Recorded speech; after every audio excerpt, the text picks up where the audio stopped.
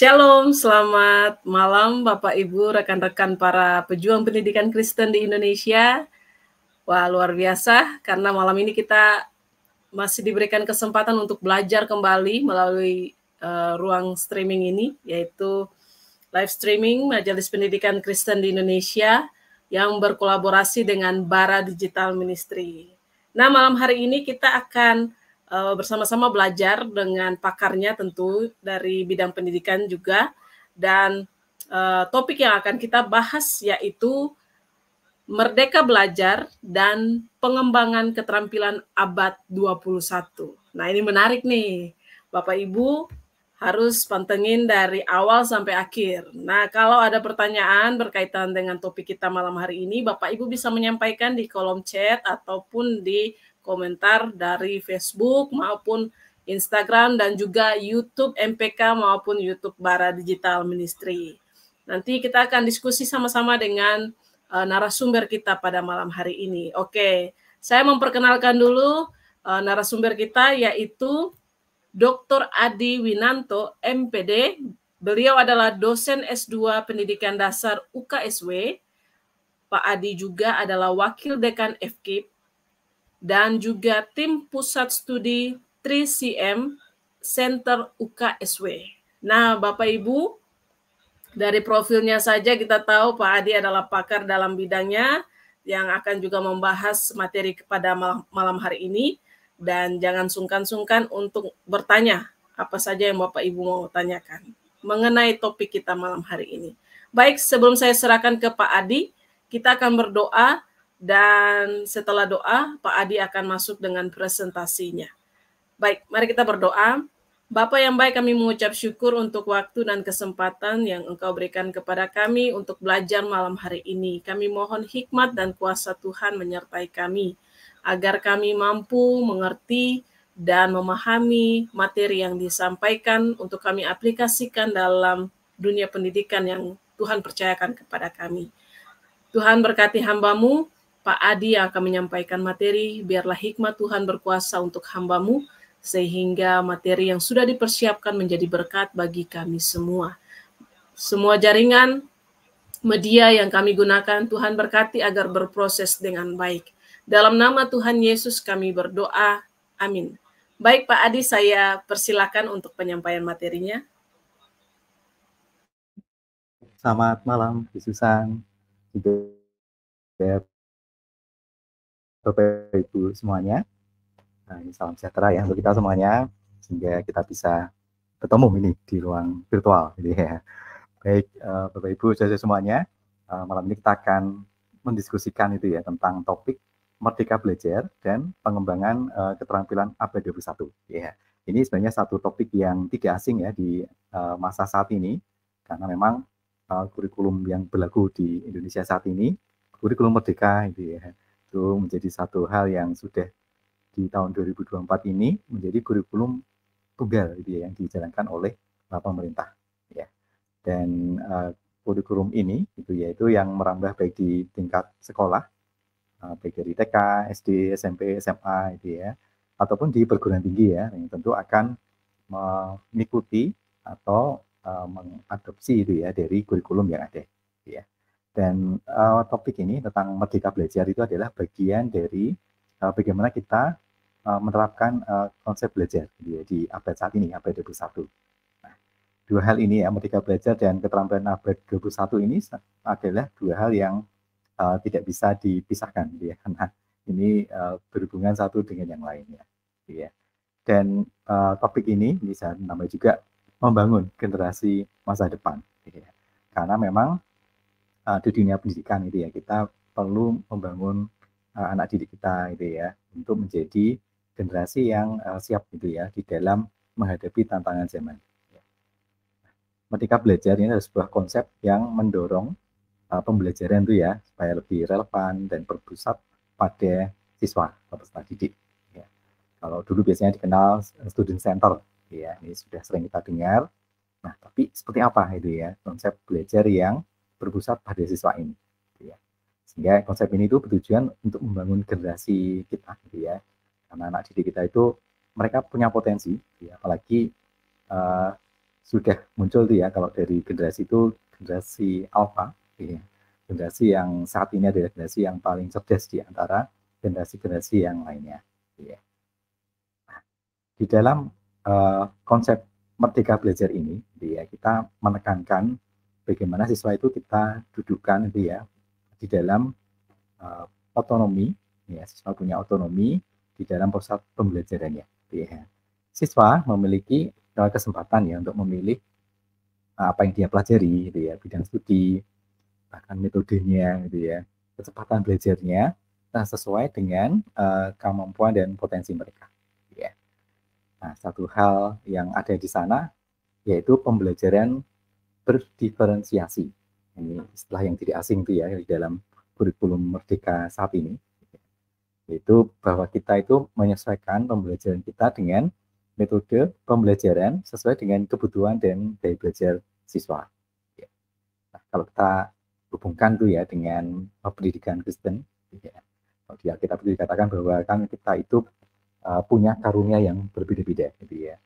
Masing-masing punya kemampuan masing-masing, gitu ya. Dan ada yang kemampuannya karunia A, karunia B, dan seterusnya itu berbeda-beda sehingga kita perlu menyesuaikan proses pembelajaran dengan talenta karunia masing-masing siswa. Gitu ya. Dan bisa jadi belajarnya bisa beda, gitu ya. Si anak A ini, wah ini lebih senang atau cocoknya dia mendengar. Gitu ya. Ada juga anak B yang sukanya ini harus ada aktivitas bergerak, gitu ya. Nah, sehingga pola belajar itu juga kita tidak bisa mengabaikan kondisi dari masing-masing anak itu. Ya. Nah, itu jadi perlu diferensiasi itu ya, pembelajaran yang sesuai dengan kebutuhan dan gaya belajar siswa. Kemudian dari karena tadi berbeda-beda ya kebutuhannya, nah perlu juga kolaborasi, ya, kolaborasi atau kerjasama antar siswa itu, ya. Jadi ini kita mendorong kerjasama ya antar siswa atau guru, ya, atau dengan orang tua atau pihak lain di dalam mereka belajar, ya. Karena kebutuhan anak itu ya di dunia juga nantinya itu tidak bisa kita hanya sendiri saja, gitu ya. Kita membutuhkan orang lain. Paling tolonglah kamu, ya, kalau di dalam Alkitab, sehingga pola ini kita perlu ajarkan kepada anak itu ya dalam dunia pendidikan untuk saling berkolaborasi, ya. Mungkin dia pintar itu ya di dalam memahami satu informasi atau data itu ya, tapi mungkin dia lemah di dalam berbicara, misalkan ya. Nah, mungkin dari teman yang lain satu kelompok itu dia pandai untuk menyampaikan pendapat gitu ya, presentasi dan sebagainya. Nah, kolaborasi itu dibutuhkan di dalam belajar. Nah, selain itu, dalam konsep merdeka belajar ini penting juga pengembangan karakter. Ya. Tentu kalau di dalam dunia pendidikan ini ya, karakter-karakter siswa yang ada seperti di kurikulum misalkan ya, itu ada berakhlak mulia, kreatif, tanggung jawab, gitu ya. Kalau dikenal profil pelajar Pancasila, gitu ya. Nah, itu artinya ada karakter-karakter baik yang perlu dikembangkan ya dalam belajar. Nah, kita di dalam dunia pendidikan Kristen juga sama. Karakter-karakter ini juga perlu gitu ya kita tanamkan di dalam belajar. Bagaimana kita bersemangat gitu ya mengerjakan segala satunya seperti untuk Tuhan, gitu ya. Jadi harus yang baik gitu ya, yang sempurna, yang terbaik yang kita lakukan itu perlu ditanamkan di dalam pendidikan anak. Bertanggung jawab juga itu ya, kalau kita mengerjakan sesuatu ya ini hasilnya itu bermanfaat gitu ya, dan juga yang mengerjakan melakukannya dengan melihat kebermanfaatan dari hal yang dilakukan. Nah, sehingga ini ada fleksibilitas dalam pembelajaran, ya.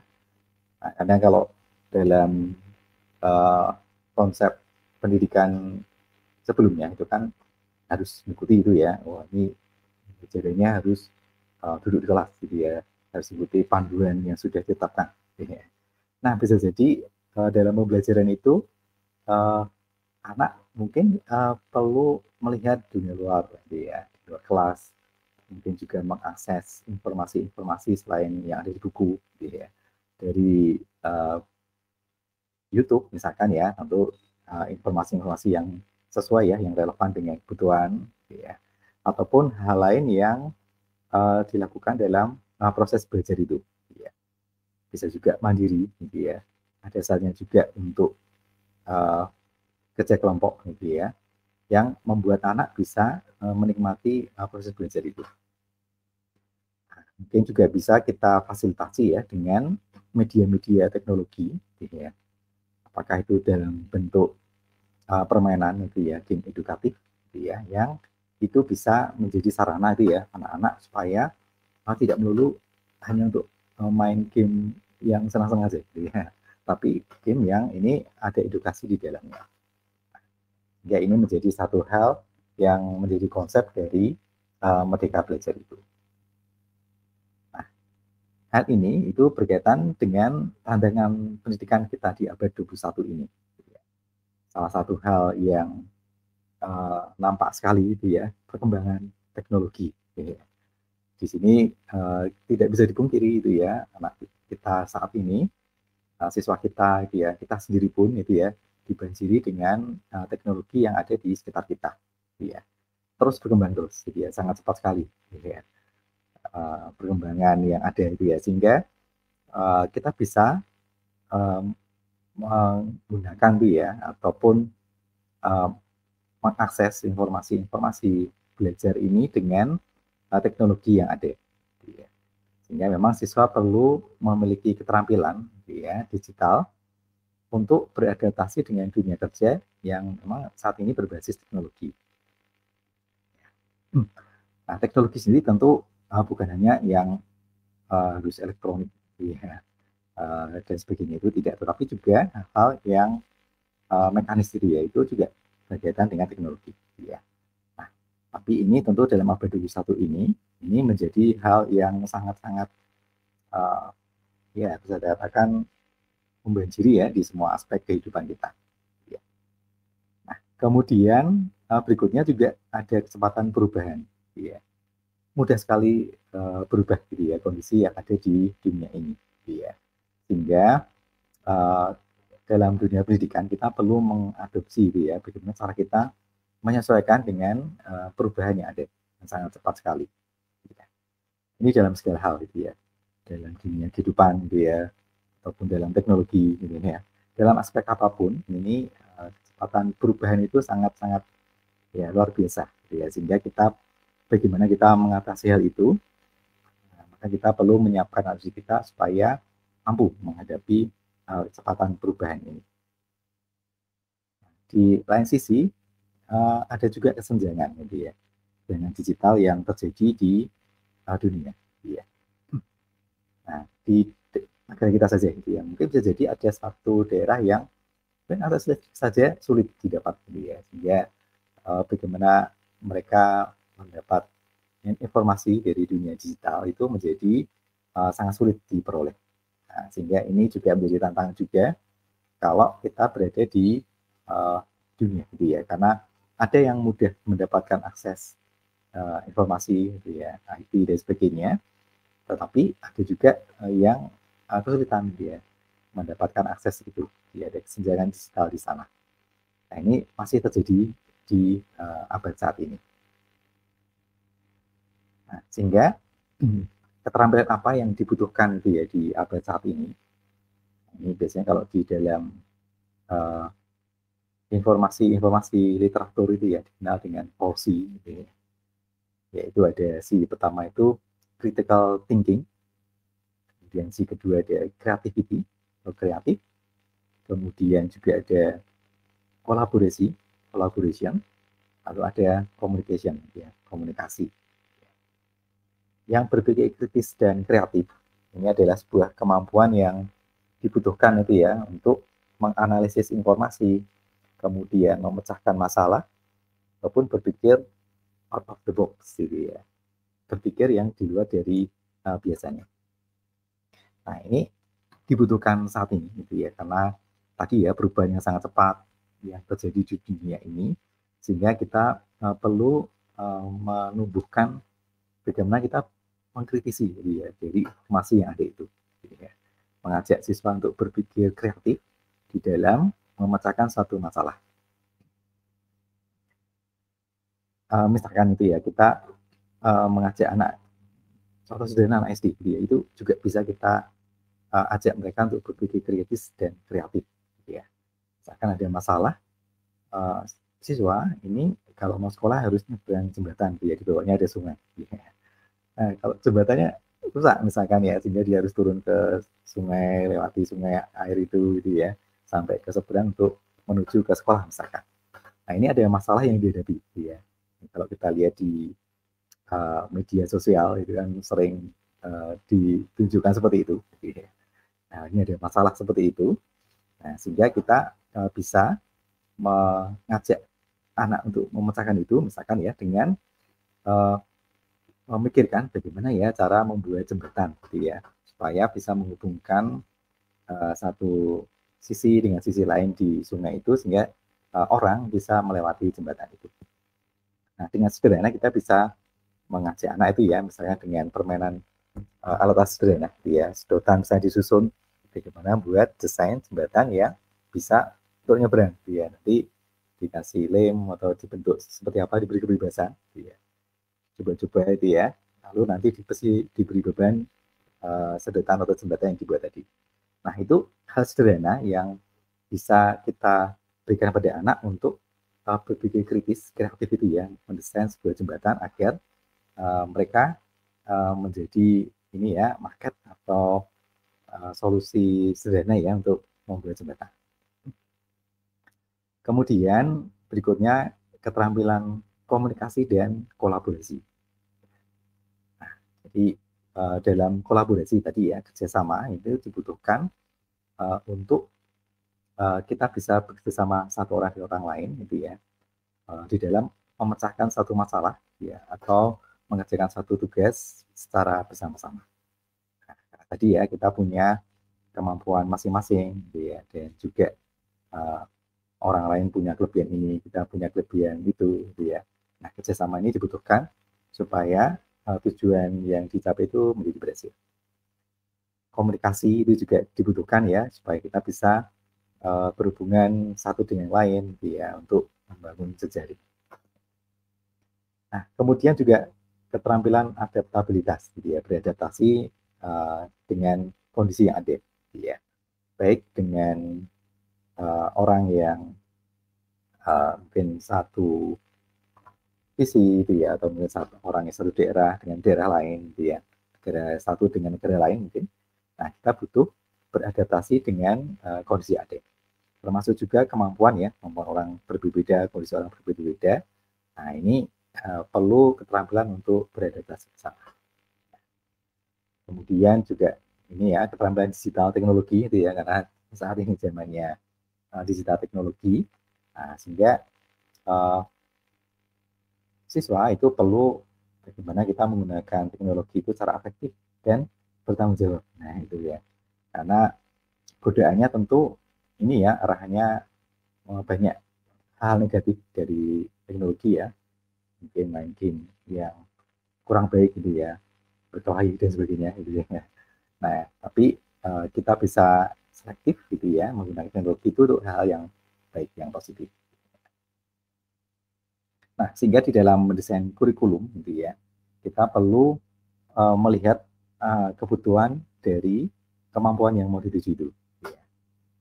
Ya, jadi kompetensi apa yang akan dituju gitu ya, yang akan dipenuhi atau yang akan dicapai oleh siswa. Nah, di sana kita menyiapkan gitu ya, pembelajarannya gitu ya, materinya dan sebagainya untuk mencapai kompetensi itu.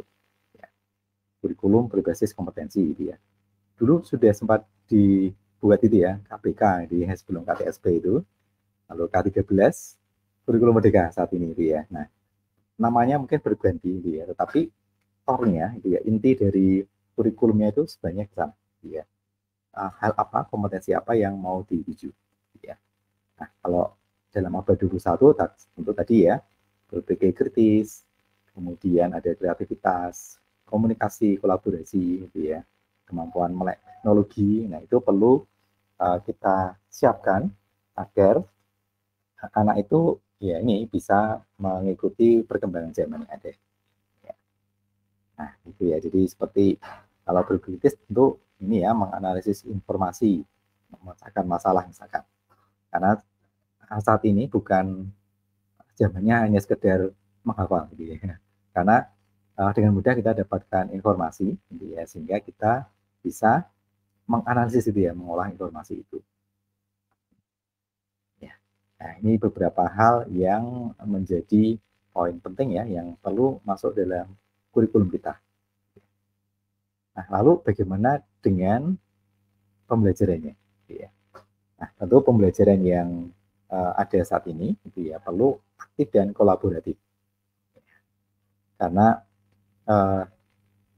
untuk mendorong siswa itu ya berpartisipasi dan juga mengembangkan keterampilan abad 21 ini, kita perlu mendesain kegiatan pembelajaran yang lebih aktif gitu ya siswanya yang menjadi pusat dari pembelajaran. Adanya diskusi gitu ya di kelas itu saya kira akan mendorong siswa untuk bertukar pikiran gitu ya, membangun argumen mereka sehingga apa yang mereka pikirkan gitu ya, apa yang mereka sudah pelajari itu bisa dikemukakan itu ya. Walaupun mungkin keliru gitu ya, atau mungkin belum sempurna, tidak masalah gitu ya. Karena dengan diskusi kita bisa saling berbagi gitu ya, pandangan satu dengan yang lainnya. Lalu kolaboratif gitu ya, kita tadi bekerjasama satu dengan lainnya. Nah ini dalam menyelesaikan suatu proyek bersama, tugas bersama akan membuat anak itu nanti dalam dunia nyata gitu ya, untuk bekerja sama. Gitu ya. Nah ini metode yang sering dipakai itu ya, yang digembar-gemborkan dalam kurikulum kita, yaitu PBL, Problem Based Learning, gitu ya, atau pembelajaran berbasis masalah. Itu juga akan membuat anak untuk mulai berpikir kritis gitu ya, berpikir kreatif di dalam memecahkan suatu masalah.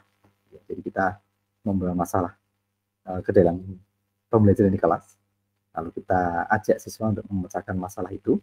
Ya seperti tadi ya, kita memberikan masalah, wah ini nyebrang sungainya nggak bisa gitu ya, jembatannya putus gitu ya, sehingga butuh jembatan sehingga gitu ya. Nah nanti anak kalau tadi contohnya ya mendesain jembatan mana yang kuat gitu ya untuk dibuat gitu ya, walaupun bentuknya sederhana ya yang maket. Nah kemudian juga pembelajaran berbasis proyek PJBL, Project Based Learning gitu ya. Ini juga sama dia itu akan mengajak siswa atau mendorong siswa menerapkan pengetahuannya dan keterampilannya itu dalam proyek yang nyata.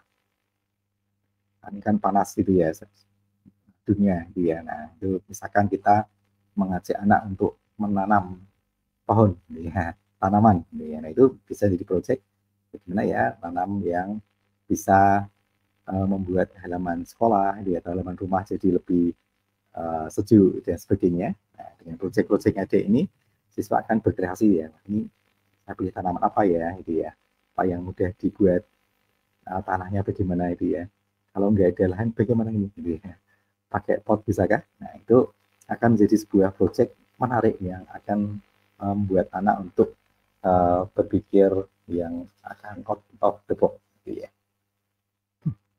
Nah lalu peran gurunya bagaimana gitu ya. Nah sekarang guru bukan satu-satunya sumber belajar itu ya. Masih banyak sumber belajar yang tersedia saat ini karena kemudian akses informasi gitu ya. Sehingga peran guru adalah sebagai fasilitator gitu ya, membimbing, memfasilitasi gitu ya, kepada anak itu ya. Ada beberapa hal yang perlu disampaikan langsung gitu ya, tetapi ada juga waktunya siswa diberi kesempatan untuk mereka berpendapat. Nah, kita mendorong, membantu itu ya, mengarahkan pandangan mereka, gitu ya, pendapat mereka atau kegiatan mereka supaya mencapai tujuan yang ditetapkan. Lalu juga membangun komunikasi, gitu ya. Kita mengajak anak bisa berkomunikasi dengan baik, baik antar siswa, gitu ya, atau guru dengan anak ataupun dengan pihak lainnya. Kolaborasi ya, seperti tadi itu juga menjadi cara supaya anak itu bisa bekerja sama, gitu ya. Karena ya tadi tidak hanya sendiri ya, karena ya seperti itu ya, bahwa kita diminta saling tolong menolong satu dengan yang lain gitu ya. Kedua lebih baik daripada sendiri gitu ya. Nah itu hal yang perlu kita kembangkan di dalam dunia pendidikan. Ya nanti ini bisa mengembangkan inovasi ya, dengan metode-metode pembelajaran kreatif inovatif, anak akan semakin tertarik di dalam pembelajaran. Sehingga untuk pengembangan kecapapan berpikir kritis, kita bisa mulai itu ya dengan menganalisis informasi. Ya, karena sekarang mudah sekali ya kita mendapatkan informasi, sehingga kita perlu memilah. Ya. Karena informasi yang tersedia kan ada yang benar, ada yang salah. Ya. Sehingga bagaimana ini informasi yang didapat itu apakah benar atau tidak? Nah, itu kita bisa mengajak anak untuk menganalisis informasi tersebut. Apakah ini fakta? Ya, atau mungkin ada opini saja dari orang, gitu ya. Nah, sehingga kita perlu mencari sumber informasi yang kredibel, gitu ya. Analisis, menilai argumen, gitu ya, dari pendapat atau informasi tersebut. Nah, sehingga ini juga mengarah kepada pemecahan masalah, gitu ya, untuk mencari solusi, gitu ya, dari masalah tersebut. Nah, kemudian bagaimana kita juga membuat keputusan, gitu ya, dari informasi yang ada tadi. Ya, ini akan menjadi hal yang dibutuhkan saat ini, gitu ya, sehingga kita bisa mengajak anak untuk mengembangkan kecepatan berpikir kritisnya. Nah, kemudian juga tidak lepas tadi ya dengan teknologi. Nah, ini tentu pembelajaran saat ini bisa divariasi gitu ya. Bukan berarti textbook dihilangkan, tidak gitu ya. Itu salah satu hal yang menjadi bagian yang tentu dipakai gitu ya. Nah, tapi juga melihat perkembangan zaman tidak bisa kita lepaskan dari teknologi yang ada. Gitu ya. Ini karena dapat meningkatkan akses ya teknologi tadi, relevansi ataupun efektivitas pembelajaran. Pembelajaran online itu ya, dulu pada masa pandemi ini booming gitu ya, karena keterbatasan akses yang ada gitu ya. Nah, sehingga bisa jadi pembelajaran online tetap bisa dilakukan gitu ya. Seperti saat ini kita diskusi lewat internet online seperti ini gitu ya. Nah, itu juga merupakan kesempatan belajar kapan saja, di mana saja gitu ya. Kalau di YouTube nanti diputar nanti lagi bisa gitu ya. Atau sambil rebahan bisa gitu ya, sambil melakukan kegiatan yang lain juga bisa. Nah, itu karena kemudahan akses gitu ya. Kemudian juga penggunaan VR, AR gitu ya, virtual reality, augmented reality itu juga membuat pengalaman belajar siswa itu jadi lebih menarik gitu ya, lebih mudah dipahami. Misalkan anak belajar tata surya gitu ya. Nah, ini dengan AR VR ini kita bisa buat gitu ya, seperti apa letaknya di mana gitu ya. Buminya itu ya, lalu bulannya di mana itu ya. Dengan teknologi ini kita akan memudahkan anak untuk melihat seperti ini kondisi alam semesta yang ada. Ya. Nah tentu banyak hal ya, kalau kita belajar sejarah juga sama gitu ya, kita bisa desain situs-situs bersejarah itu ya, atau tempat-tempat yang ada itu dengan VR AR itu, sehingga jadi lebih menarik. Termasuk platform pembelajaran digital. Ya. Anak bisa mengakses apakah dengan LMS gitu ya, atau dengan aplikasi-aplikasi yang ada gitu ya, sehingga teknologi ini lebih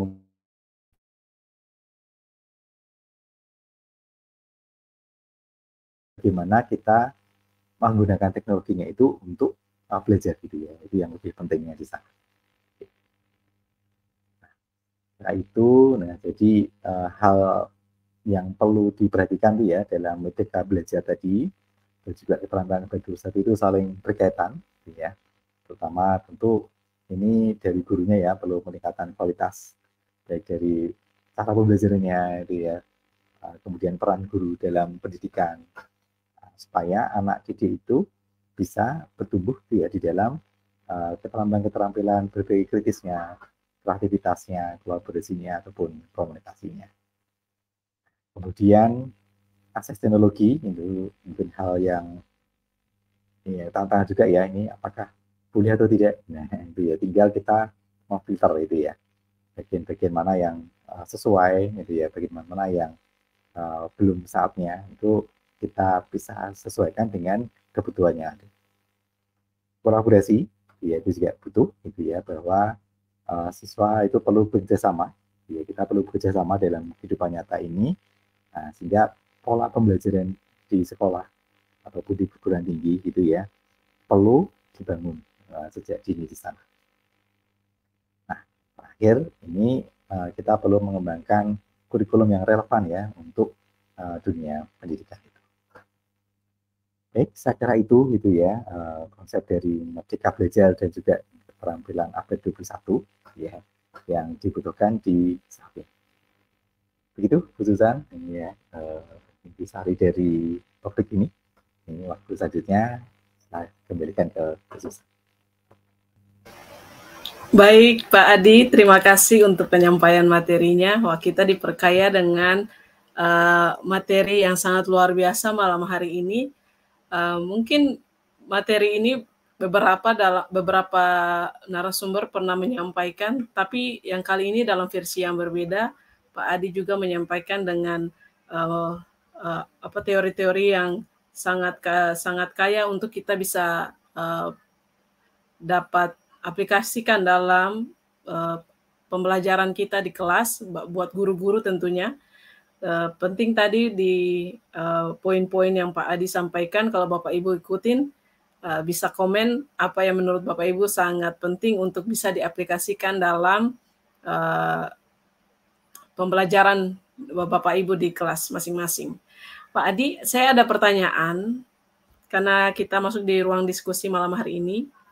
Ini kalau dalam pertanyaan ini, bagaimana menurut Bapak, bagaimana sekolah Kristen mengatasi kesenjangan pendidikan yang mungkin muncul akibat Merdeka Belajar?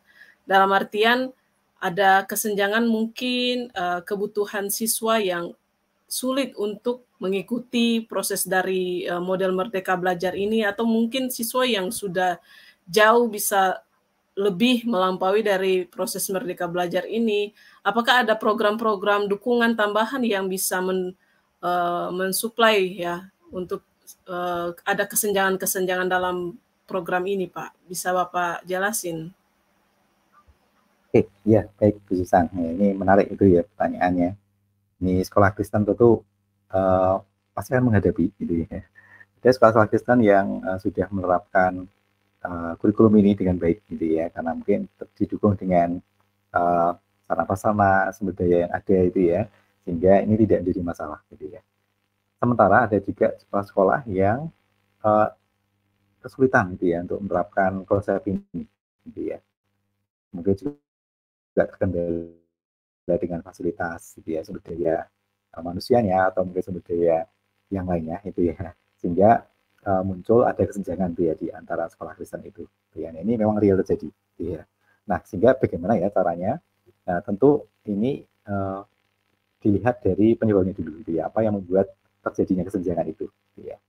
Kalau dari sisi pola pembelajaran, gitu ya, mungkin dari sumber daya manusianya itu ya, baik mungkin dari gurunya ataupun dari sisi siswanya, nah kita bisa lakukan dengan ya, kalau dari sisi guru berarti upgrade diri gitu ya, harus berubah gitu ya. Mungkin di sesi sebelumnya setelah Pak Wahidi ya pernah menyampaikan juga, nah itu harus mindset kita berubah gitu ya dari si gurunya, supaya kita bisa melihat itu ya, oh seperti ini pola pendidikan pembelajaran yang harusnya dilakukan gitu ya. Nah itu kemudian kalau dari sisi siswanya, tentu ini kita bisa lakukan bertahap ya, misalkan dari siswa, karena tadi pembelajaran itu berdiferensiasi itu ya, berbeda satu orang dengan orang yang lainnya, satu tempat dengan tempat lainnya, tidak masalah gitu ya, kita bisa sesuaikan dengan kebutuhan gitu ya. Karena ini menjadi hal yang perlu disiapkan gitu ya. Pernah kami atau saya juga mengalami itu ya, itu kami berada di satu sekolah itu ya di Papua Raja Ampat itu. sama mereka menghadapi kendala itu ya karena keterbatasan yang ada gitu ya. Tapi bukan berarti mereka tidak bisa gitu ya. Ada ide-ide kreatif yang mereka lakukan juga itu ya untuk belajar gitu ya. Meskipun dengan kondisi yang terbatas gitu ya. Itu bisa dilakukan dengan ya tadi konsepnya satu mindset gitu ya, mindset kita untuk terus berkembang gitu ya. Startnya dari mana mungkin beda-beda gitu ya. Ada start yang sudah bagus, lebih baik gitu ya. Ada startnya yang masih kurang, menuju ke bertahap sedikit-sedikit tidak masalah gitu ya. Karena proses belajar itu lebih ke perubahan gitu ya. Perubahan yang terjadi dari sebelumnya menjadi lebih baik seperti itu. Dari yang belum tahu menjadi tahu gitu ya. Sehingga kita bisa sesuaikan di sana. Gitu ya. Nah, kalau misalkan ada kendala SDM tadi sudah gitu ya. Kalau kendala pembiayaan, surplus, nah ini memang jadi tanggung jawab kita bersama itu ya. Dari pihak gereja ataupun dari yayasan dan sebagainya untuk kita bisa saling tolong-menolong di dalam mendukung pendidikan ini. Seperti itu, Bu Susan. Baik, terima kasih Pak Adi. Berarti memang harus ada kolaborasi yang sangat penting, guru dan disuplai oleh gereja maupun yayasan yang mendukung sekolah tersebut. Terima kasih Pak Adi untuk penjelasannya. Saya lanjut ke pertanyaan berikut Pak Adi. Ya, baik. Kita tadi dari materinya Pak Adi itu kan salah satu poin penting dari Merdeka Belajar itu peran guru sebagai fasilitator kan Pak. Nah, bagaimana guru di sekolah Kristen ini mengajarkan siswa untuk menggunakan keterampilan berpikir kritis dalam menghadapi informasi yang mungkin bertentangan atau hoax. Ini siswa zaman sekarang nih susah membedakan mana yang hoax, mana yang benar. Bahkan mungkin bertentangan pun bisa aja diserap dengan apa adanya tanpa difilter. Apakah ada program literasi informasi yang dirancang khusus untuk siswa di sekolah Kristen, khusus di sekolah Kristen dan bisa saja di sekolah negeri atau bagaimana Pak? Bisa Bapak jelasin ada program khusus? Ya, baik Bu Susan. Ya, jadi betul sekali itu ya. Era saat ini itu informasi itu ini benar atau tidak ya itu kadang sulit juga kita membedakan gitu ya. Apalagi informasi-informasi yang berita-berita yang tersebar itu ya di dunia maya itu ya. Politik apalagi itu ya, sulit ditebak gitu ya. Nah, sehingga bagaimana itu ya peran guru gitu ya di sekolah Kristen pertama mengajarkan anak itu untuk menggunakan keterampilan berpikir kritisnya gitu ya. Nah, tentu di dalam konsep aktabiah itu ya kita bisa membedakan mana yang baik, mana yang benar gitu ya. Tentu dengan bersumber pada konsep yang benar itu gitu ya. Kita bisa dapatkan kalau kita banyak mendapat ini pegangan dari petuah-petuah gitu ya. Atau hal bijak yang terdapat di Alkitab gitu ya. Kalau kita membaca salah satu tokoh Alkitab yang terkenal Salomo misalkan ya, dia seorang yang terkenal sangat bijak gitu ya. Dia bisa membedakan tuh ya, ini benar atau tidak itu ya, salah atau benar seperti itu, karena dia dekat dengan Tuhan, dia merenungkan firman Tuhan itu, dan juga yang dia baca, yang dia dengarkan itu bersumber dari ajaran yang benar, yaitu dari firman Tuhan, Alkitab gitu ya. Nah, sehingga dalam kita menghadapi informasi tadi sebenarnya prinsipnya sama, ya. Kita mendasarkan pada kebenaran yang sejati gitu ya, pada Maha Guru kita gitu ya, Tuhan Yesus gitu ya, untuk kita bisa mengenal dia konsep-konsep kebenaran yang sejati yang mana gitu ya, sehingga kita bisa tahu ya ini kalau hal-hal sosial ya tentu kita bisa uji dengan Alkitabiah itu untuk melihat kebenaran yang sejati gitu ya. Kemudian juga misalkan ya kalau karena saya dari IPA itu misalkan dulu atau saat ini juga sering dibahas mengenai bumi gitu ya. Bumi itu datar atau bulat gitu ya. Itu kan jadi pertentangan gitu ya. Nah, itu kita bisa kritisi dengan ya tentu dari data-data ilmiah itu yang ada di dunia itu ya, dari NASA dan sebagainya, kita bisa dapatkan informasi itu. Termasuk juga kalau dari Alkitab kita bisa lihat dari kitab Kejadian 1 itu ya, bagaimana Tuhan menciptakan alam semesta. Nah, itu di sana ada informasi yang kita dapatkan untuk mengkritisi itu ya, manakah yang benar itu ya, tentang informasi itu.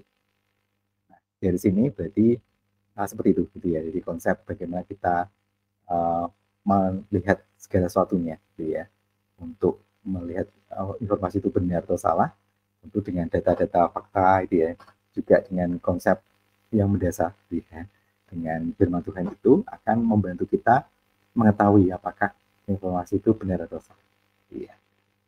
Sehingga program literasi informasi itu ya, saya kira ini bisa kita lakukan itu ya, mungkin hal sederhana gitu ya, kita kalau di sekolah Kristen biasanya ada renungan pagi gitu ya, mungkin informasinya itu beberapa menit gitu ya, tapi hal itu saya kira sangat penting gitu ya, dilakukan pada anak oleh guru juga, untuk kita mendapatkan hikmat gitu ya, mendapatkan insight bahwa kebenaran sejati itu seperti ini gitu ya, menjadi pisau gitu ya, akhirnya kita bisa memilah, oh ini benar ini salah gitu ya. Nah, seperti itu, dan juga mendasarkan pada biasanya kalau hoax atau tidak itu kan kita bisa uji gitu ya, dari berbagai sumber, kemudian juga siapa yang menyampaikan ini gitu ya, itu yang bisa menjadi pegangan kita untuk menghadapi atau memilah informasi yang benar atau salah. Seperti itu Bu Susan. Baik, terima kasih Pak Adi. Berarti dalam artian setiap guru yang mengajar pun perlu istilahnya seperti briefing dulu dengan anak-anak di awal ya, sebelum memfilter segala sesuatu pembelajaran atau sebelum menerima segala pelajaran, ada pembekalan khusus untuk anak gitu ya Pak ya? Ya bisa Bu itu ya. Jadi Bisa gitu mungkin ya? dalam diskusinya itu mungkin anak punya pendapat, siswa sebenarnya ini itu ya. Nah kalau misalkan ada jalan buntu, nah kita beri masukan seperti ini itu ya, yang benar, yang perlu dipikirkan itu ya, sehingga bisa membuat mereka untuk melihat, oh yang benar dia seperti ini gitu. Baik. Ini Merdeka Belajar sangat menarik ya. Ya. Dulu kami sekolah nggak terlalu kayak gitu, tapi luar biasa. Merdeka Belajar sudah memberikan kebebasan untuk murid juga bisa bertanya langsung kepada guru hal-hal yang mungkin bagi mereka belum jelas atau bertentangan, bisa langsung dipertanyakan ke guru ya Pak ya. Baik, terima kasih Pak Adi. Untuk pembelajaran pada malam hari ini kita ada beberapa pertanyaan lagi, tapi kita skip dulu Bapak. Kita karena terbatas dengan waktu juga. Mungkin di sesi berikutnya kami sangat berharap Bapak bisa mengisi lagi di pembelajaran-pembelajaran berikutnya. Jika diundang, Bapak bisa menyampaikan lagi materi untuk memberkati Bapak Ibu, para pejuang-pejuang pendidikan Kristen di luar sana, dengan topik-topik yang lebih luar biasa lagi, lebih menarik dan lebih menantang lagi untuk guru-guru di sana bisa mempelajari dan aplikasikan. Terima kasih Pak Adi sekali lagi. Mungkin di akhir dari sesi ini saya persilakan Pak Adi untuk closing statement, dan di akhir juga dari closing statement Bapak bisa langsung menutup dalam doa. Ya, baik. Terima kasih Bu Susan dan Bapak Ibu semuanya gitu ya. Untuk kesempatan ini gitu ya. Jadi tadi kita sudah berdiskusikan itu ya, mengkaji tentang Merdeka Belajar dan pengembangan keterampilan abad 21. Nah, kita bisa membuat pembelajaran itu gitu ya, menjadi bermakna itu ya, dengan memberi kemerdekaan kepada peserta didik kita. Ya. Merdeka dalam arti merdeka yang bertanggung jawab, ya, yaitu mereka atau anak-anak itu belajar sesuai dengan bakat minatnya itu ya, sesuai dengan kemampuannya, dan peran kita sebagai pendidik ataupun guru ataupun dosen gitu ya, untuk memfasilitasi anak gitu ya, berkembang ataupun belajar dengan arahan yang benar gitu ya.